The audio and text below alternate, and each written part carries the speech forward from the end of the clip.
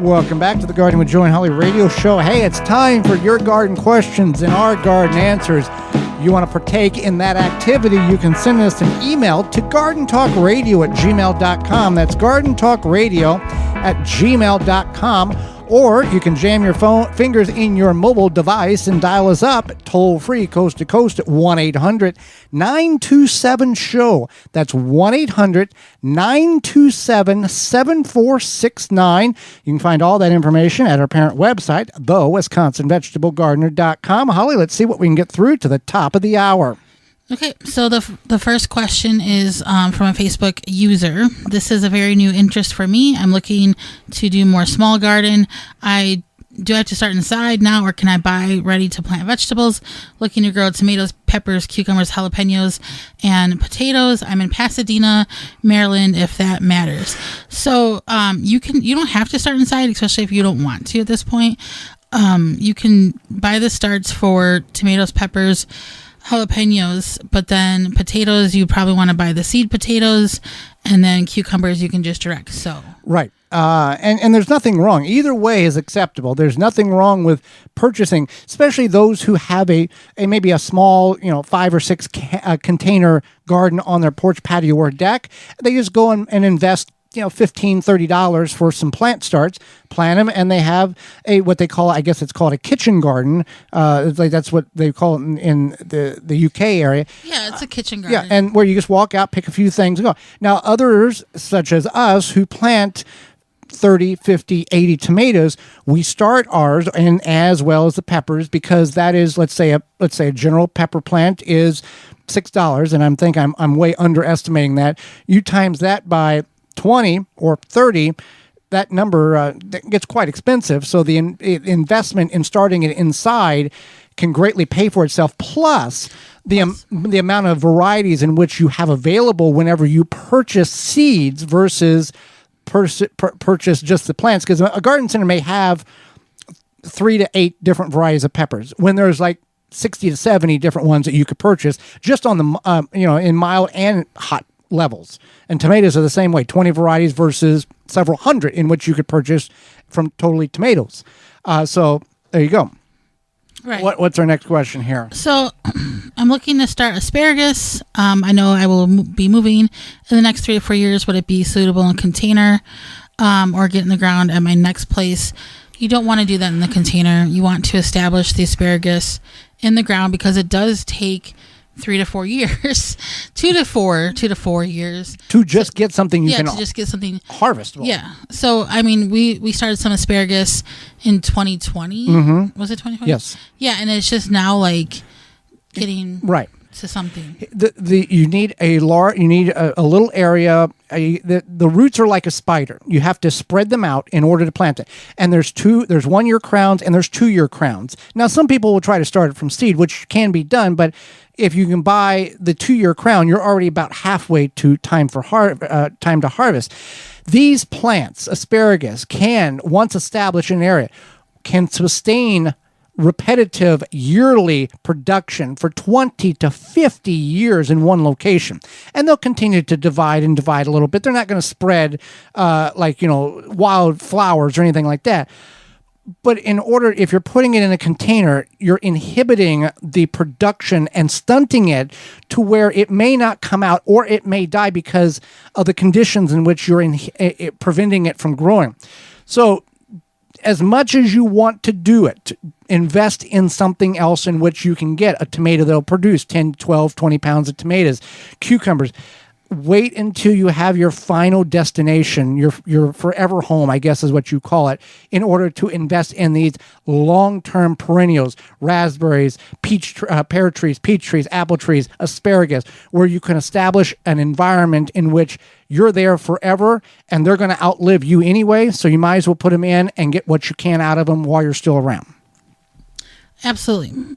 So here's our next question, and I'm going to let you talk about this. Okay. Is there success with planting corn in a raised bed? Planting corn in a backyard, you can get in many fist fights about this because there are people who do very well with planting corn in their backyard. Whether it's in raised beds, some people do it in containers. They're called on your porch, patio, or deck. They're called container corn, or they actually do it in the ground. Now, when we did it one time, we did it 1 year. We grew an 8 by 10-foot patch of corn. I think there was probably 40 or 20 to 40 ears of corn. I don't remember. It's been about 15 years ago. It's on our YouTube channel, the Wisconsin Vegetable Gardener. We did it to show that we could do it. We had to put so much fertilizer. These are heavily dependent on nutrient plants. And the same thing in big ag, where you've got to really pump the fertilizer, the nitrates in, the potash in order to get these to grow. I can't grow them as cheap as I can buy them at the farmer's market or at the grocery store. Now, the grocery store, you can't guarantee what it is, but a lot of food you can't guarantee what it is unless you grew it yourself. But at the farmer's market, there are places where they sell organic corn. You can get 6 ears for $2. 6 ears, 50 cents an ear. I cannot grow corn for 50 cents an ear on the hot. I can't do it. I could do it, but I'm spending so much energy and so much time getting that plant to have what it needs in order to grow for 1 ear or maybe 1.5 ears of corn, where I could take that 80 square foot area and plant 30 tomato plants or plant 25, 30 pepper plants and get a massive amount of production, can that, and have a long-term year supply of spaghetti sauce or canned tomatoes, in which I can't do that with corn. So can you plant corn successfully in a raised bed? Absolutely. Is it advisable? That's up to your discretion. I would advise not to. There's other things that can produce much more larger quantity of food with less input than corn. Take that for what it's worth. That's my opinion, and it may or may not be good for your backyard. Okay. All right. So another question is, okay, so we don't eat all our sweet potatoes before they start sprouting. Can I save the sprouting potatoes to plant again in the spring? If so, what should I do with them until then? Well, you can take the sweet potato and put it, what is called sprouting the sweet potato, or getting it. Eyeing the potato is on our traditional, French fried potatoes or russets or Yukon Golds is different than what you're going to do in the aspect of a sweet potato. Sweet potato, you're going to submerge it 3/4 of the way in a jar of water in order for it to develop roots, and then it's going to grow shoots, and then you're going to harvest those shoots, put those in water in order to get roots on those. Then you'll transplant those out. Now, sweet potatoes are a heat-loving plant. We have had minimal success growing them in our zone at that point 5 garden. The USDA has changed some of the areas, and we were one that got altered to a zone 6 area in southeast Wisconsin, where our show originates from. But it is a very heat-loving plant, so you can grow them in an area where it gets moisture and gets a lot of sun. So if you don't, you can go ahead and try to start rooting the sweet potato at this point, and then at any point during that process, you can, as we're getting closer to the time you would put them outside, you can cut the shoots and get them to begin to root. I've had a friend who didn't grow at all, but I said, put the sweet potato. She had an old sweet potato. I said, put it in. She had a sweet potato sprout that grew almost 12 feet up the bookshelf that was a wire. People pay good money for the sweet potato vines. It is at home. It's a decor. Yeah, it's a decor thing. It's and aren't the leaves edible? The leaves are edible. Isn't that what they? I don't know. Okay. You'd have to look that up. Don't take that one for. So you can do it, and people do this a lot inside. Yeah, I've even seen them at the garden centers. People buy the sweet potato vines for their home, and then they grow, and you could just use a sweet potato. Yeah. Sweet potato leaves are edible. Okay, there you go. I thought they were in Asian cuisine, that they would stir fry those. Yeah. So right. I am about to plant strawberry seeds. It seems even more confusing and scary to attempt than these. Do you know anything about them? All right. For starting strawberry seeds, you can start strawberry seeds from seed.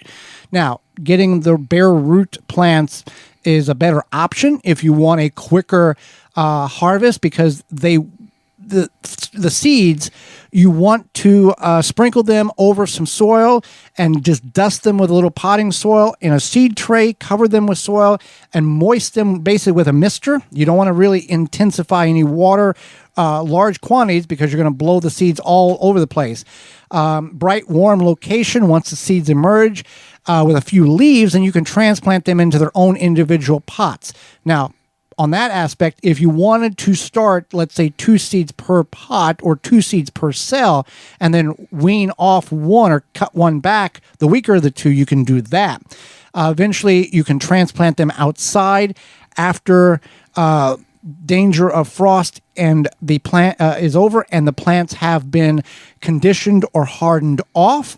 Put them in a well-drained area, and just be aware that growing the strawberries from seed can take longer than planting from established plants. You can buy the bare roots, like I talked about, or you can go to your garden center and get live strawberry plants that are already like a year plus old and plant them. However, those have cost in to those.